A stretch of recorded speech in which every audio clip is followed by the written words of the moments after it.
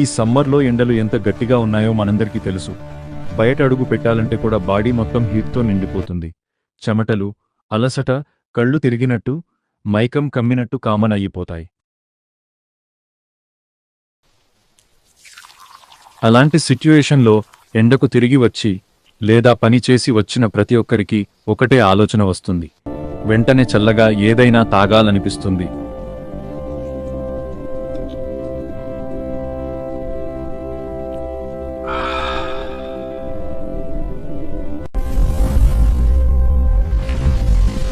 అందుకే చాలామంది ఆలోచించకుండా డైరెక్టుగా ఐస్ కోల్డ్ వాటర్ లేదా ఫ్రిడ్జ్లో వాటర్ తాగుతారు.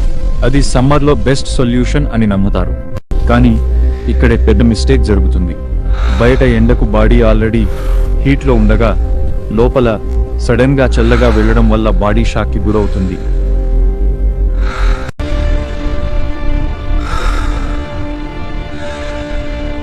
దీనివల్ల మనకి ఇమీడియట్ రిలీఫ్ కనిపించిన లోపల ఇంటర్నల్ హీట్ ఇంబ్యాలెన్స్ జరుగుతుంది. అందుకే సడన్గా వీక్నెస్, హెడేక్, డిజ్జినెస్, అలసట పెరుగుతాయి.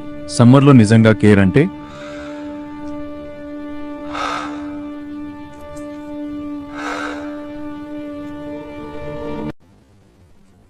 బాడీని అర్థం చేసుకోవడం, నార్మల్ టెంపరేచర్ వాటర్ని నెమ్మదిగా తాగడం.